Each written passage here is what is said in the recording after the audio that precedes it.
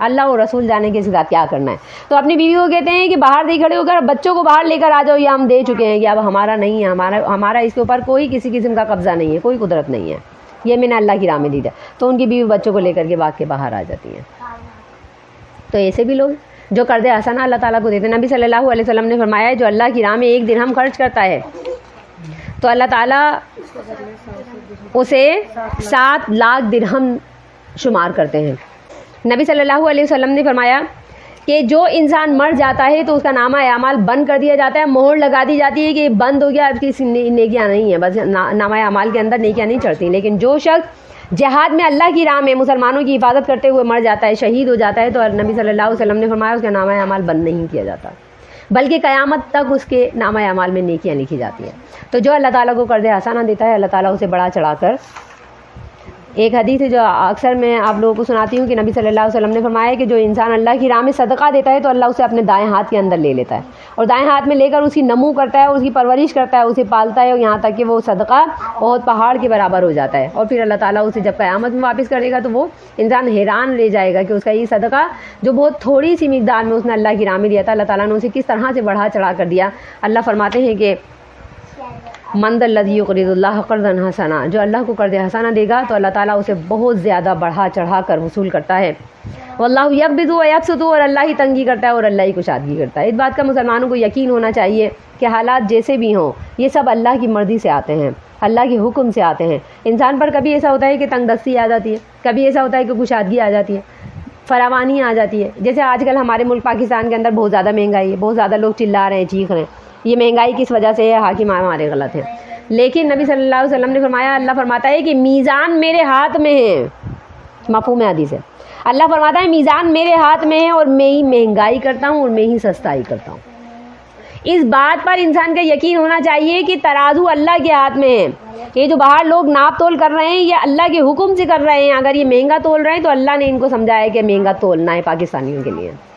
اگر یہ سستا تول رہے ہیں تو اللہ انہیں سمجھائے گا کہ سستا تولنا ہے پاکستانیوں کے لیے. یہ آج مہنگائی اللہ کے حکم سے ہوئی ہے اور نہ جانے کس ہمارے برائی کی وجہ سے, کس گناہ کی وجہ سے ہوئی ہے. تو انسانوں کو یہ چاہیے, آج مسلمانوں پر یہ وقت ہے کہ وہ اپنے حال کی آؤزاری نہ کریں. اگر کرنا ہے تو سجدے میں اللہ کے آگے کریں, اللہ سے توبہ کریں, اللہ سے یہ کہیں کہ ربنا ظلمنا انفسنا وان لم تغفر لنا وترحمنا لنکونن من الخاسرین. ہمارے باپ حضرت آدم علیہ السلام سے بھی غلطی ہوئی تھی, انہوں نے دنیا میں آ کر کے اللہ سے دعا کی تھی, اے اللہ ظلم ہو گیا ہے, ہم نے اپنی جانوں پر ظلم کر دیا. وان لم تغفر لنا, اللہ اگر تو نے ہمیں معاف نہ کیا, وترحمنا, اور اگر تو نے ہم پر رحم نہ کیا تو ہم گھاٹا پانے والوں میں سے ہو جائیں گے. یہ ہمارے والد نے ہمیں یہ دعا سکھائی ہے, تو آج ہم اس دعا کو بھول پڑے ہیں.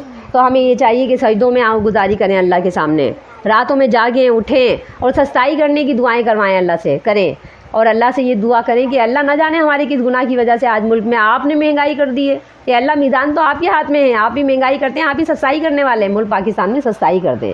اے اللہ ہمارے یہ جو ریٹ ہیں ان کو کم کر دیں, ہم سے افورڈ نہیں ہو رہے, ہم سے یہ بھگتا نہیں جا رہا. اے اللہ یہ برائی ہے, اے اللہ ہم سے جو بھی برائی ہو گئی ہے ہمیں معاف کر دیں, ہمارے گناہوں کو معاف کر دیں. تو ہم سے اللہ تعالیٰ نے جو اتنے مشکل حالات ہمارے سامنے یہ آ رہے ہیں ہمارے گناہوں کی وجہ سے آ رہے ہیں.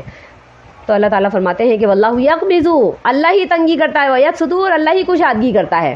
جب اس بات پر ہمارا ایمان ہو جائے گا تو یقیناً ہم اپنے لیے خیر کی دعا کریں گے, یقیناً ہم اپنے گریبانوں میں جھانکتے ہیں.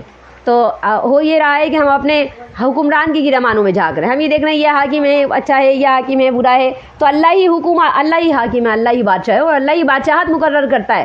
یہ بادشاہت اللہ کے ہاتھ میں. اگر حاکم مقرر کرتا ہے تو اللہ اپنی مرضی سے حاکم مقرر کرتا ہے. یہ حاکم اگر آج ہے تو اللہ کے حکم سے.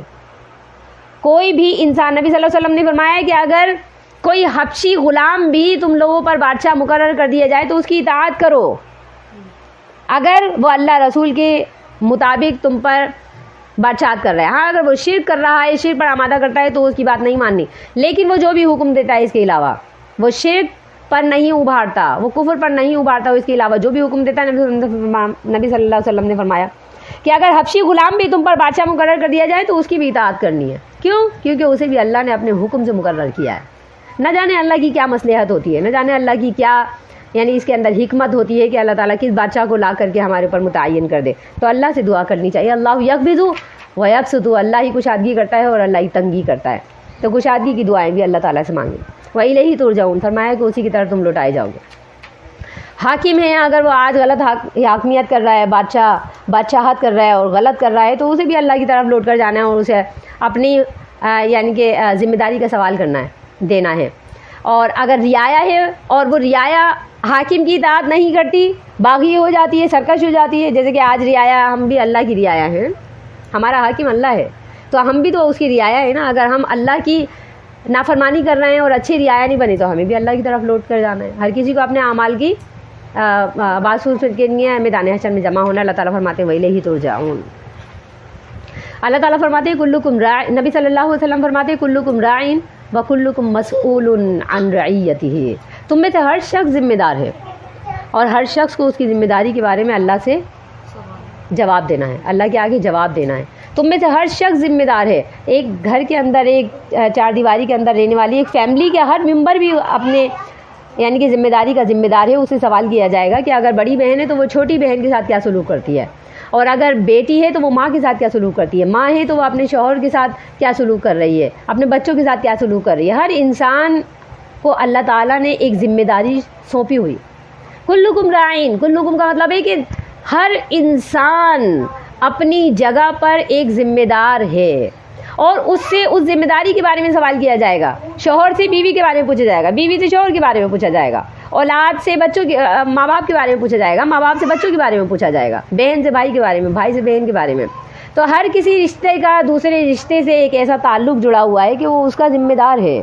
اور جب گھر کے اندر ایسے سوالات ہوں گے تو باہر اگر مملکت کے اندر چلے جائیں، سیاست کے اندر، تو بادشاہوں سے ان کی رعایا کے بارے میں سوال کیا جائے گا، رعایا سے بادشاہوں کے بارے میں سوال کیا جائے گا۔ تو اللہ تعالیٰ فرماتے ہیں وَإِلَيْهِ تُرْجَعُونَ، تم سب کو اللہ کے پاس لوٹنا ہے۔ اپنے اپنے جوابوں کو تیار کر کے رکھو، اپنے لیے تیاری کر کے رکھو کہ ہم اپنی ذمہ داری کا جواب کل اللہ کو کیا دیں گے۔ أَلَمْ تَرَ إِلَى الْمَلَإِ مِنْ بَنِي إِسْرَائِيلَ مِنْ بَعْدِ مُوسَىٰ إِذْ قَالُوا لِنَبِيٍّ لَهُ ابْعَثْ لَنَا مَلِكًا نُقَاتِلْ فِي سَبِيلِ اللَّهِ قَالَ هَلْ عَسَيْتُمْ إِنْ كُتِبَ عَلَيْكُمُ الْقِتَالُ أَلَّا تُقَاتِلُوا قَالُوا وَمَا لَنَا أَلَّا نُقَاتِلَ فِي سَبِيلِ اللَّهِ وَقَدْ أُخْرِجْنَا مِنْ دِيَارِنَا وَأَبْنَائِنَا فَلَمَّا كُتِبَ عَلَيْهِمُ الْقِتَالُ تَوَلَّوْا إِلَّا قَلِيلًا مِّنْهُمْ وَاللَّهُ عَلِيمٌ بِالظَّالِمِينَ وَقَالَ لَهُمْ نَبِيُّهُمْ إِنَّ اللَّهَ قَدْ بَعَثَ لَكُمْ طَالُوتَ مَلِكًا قَالُوا أَنَّىٰ يَكُونُ لَهُ الْمُلْكُ عَلَيْنَا وَنَحْنُ أَحَقُّ بِالْمُلْكِ مِنْهُ وَلَمْ يُؤْتَ سَعَةً مِّنَ الْمَالِ قَالَ إِنَّ اللَّهَ اصْطَفَاهُ عَلَيْكُمْ وَزَادَهُ بَسْطَةً فِي الْعِلْمِ وَالْجِسْمِ وَاللَّهُ يُؤْتِي مُلْكَهُ مَن يَشَاءُ وَاللَّهُ وَاسِعٌ عَلِيمٌ۔ أَلَمْ تَرَ إِلَى الْمَلَإِ مِن بَنِي إِسْرَائِيلَ، کیا تم نے دیکھا نہیں بنی اسرائیل کے سرداروں کی طرف، من بعد موسیٰ، موسیٰ کے بعد، اذ قالوا لنبی لہم، جب انہوں نے اپنے نبی سے کہا ابعث لنا ملکا نقاتل فی سبیل اللہ، ہمارے لیے ایک بادشاہ بناؤ، بادشاہ مقرر کرو کہ ہم اللہ کی راہ میں اس کے ساتھ مل کر قتال کریں۔ قال هل عصیتم ان کتب علیکم القتال، نبی نے یہ کہا اس بات کی بہت امید ہے کہ اگر تم پر قتال فرض کر دیا گیا تو اللہ تقاتلو، تم قتال نہیں کرو گے۔ قالوا وما لنا، ان سب نے یہ کہا کہ ہمیں ایسا کیا ہوا ہے، اللہ نقاتل فی سبیل اللہ، کہ ہم اللہ کی راہ میں قتال نہیں کریں گے۔ وقد اخرجنا من دیارنا وابنائنا، اور تحقیق ہمیں ہمارے گھروں سے نکالا گیا ہے اور ہمارے بیٹوں سے بھی ہمیں دستبردار کر دیا گیا ہے، تو ہم کیوں قتال نہیں کریں گے۔ فلما کتب علیہم القتال، تو پھر جب ان پر قتال فرض کر دیا گیا، تولوا، وہ سب پھر گئے، الا قلیلا منہم، مگر بہت تھوڑے تھے جو پھرے نہیں۔ واللہ علیم بالظالمین۔ وقال لهم نبیہم، ان سے ان کے نبی نے کہا ان اللہ قد بعث لکم طالوت ملکا، بے شک اللہ نے طالوت کو تم پر بادشاہ بنا دیا ہے۔ قالوا، انہوں نے کہا انا یکون لہ الملک علینا، ہم پر اسے بادشاہت کیسے مل سکتی ہے، وَنَحْنُ أَحَقُّ بِالْمُلْكِ مِنْهُ، حالانکہ اس کی نسبت تو ہم زیادہ بادشاہت کے حقدار ہیں. وَلَمْ يُؤْتَ سَعَةً مِّنَ الْمَالِ، اسے تو مال کی فراوانی بھی نہیں دی گئی ہے. قال ان اللہ صفاہ علیکم، نبی نے کہا بے شک اللہ نے اسے تم پر چن لیا ہے. وزادہ بسطۃ فی العلم والجسم، اور اللہ نے اسے تمہارے مقابلے میں علم میں اور جسم کے اندر بہت زیادہ کشادگی بھی دی ہے. واللہ یؤتی ملکہ من یشاء، اور اللہ اپنی بادشاہت جسے چاہتا ہے دے دیتا ہے. واللہ واسع علیم، اور اللہ کشادگی والا جاننے والا ہے. الم تر الی الملأ من بنی اسرائیل، اللہ نے فرمایا کہ کیا تم نے بنی اسرائیل کے سرداروں کی طرف نہیں دیکھا کہ موسیٰ کے بعد انہوں نے کیا کیا تھا. اس کا پیچھے آیا سے ریلیشن کیا ہے؟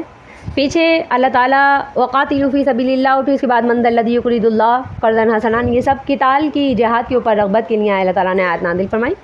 تو اس کے لیے اللہ تعالیٰ قتال کے لیے ثابت قدمی بہت ضروری ہے، قتال کے لیے صبر بہت ضروری ہے، قتال کے لیے کیسی کیسی جماعتوں کا ہونا ضروری ہے اور کیسے لوگوں کو جماعت میں شامل نہیں کرنا چاہیے، جہاد کے لیے کس قسم کے لوگوں کو چننا چاہیے، اور ان کے لیے ان کو صبر کی کس طریقے سے تلقین کی جاتی ہے، ان کی فوجی ٹریننگ کس طرح سے کی جاتی ہے. پورا قصہ جو ہے اللہ تعالیٰ ایک قصے کے یعنی کہ طور پر یہ پورے معاملات مسلمانوں کو سمجھا رہے ہیں، لوگوں کو سمجھا رہے ہیں. اور اس کے لیے اللہ تعالیٰ نے ایک یعنی کہ پورا ایک قصہ ادھر بیان کیا گیا ہے. جو بنی اسرائیل یعقوب علیہ السلام کے جو 12 بیٹے تھے، ان سے بنی اسرائیل کی اولادیں یعنی کہ بنی ہے نا، ان کے 12 قبیلے بنے ہیں، 12 بیٹوں سے 12 قبیلے بنی اسرائیل کے بنے. تو یعقوب علیہ السلام کے 2 بیٹے تھے. یعقوب علیہ السلام کے ایک بیٹے کا نام تھا لاوی بن یعقوب، اور دوسرے بیٹے کا نام تھا یہوذا بن یعقوب. یہوذا، ایک تھے لاوی اور ایک تھے یہوذا. جو لاوی تھے ان کی اولادوں میں سے پیغمبری چلی ہے، یعنی کہ پیغمبر آئے ہیں. لاوی بن یعقوب جو تھے، یعقوب علیہ السلام کے بیٹے لاوی، ان کی اولادوں میں سے پیغمبر آئے. اور یہوذا بن یعقوب، ان کی اولادوں سے بادشاہ آئے. تو بنی اسرائیل میں بادشاہت بھی تھی اور نبوت بھی تھی. ٹھیک ہے نا.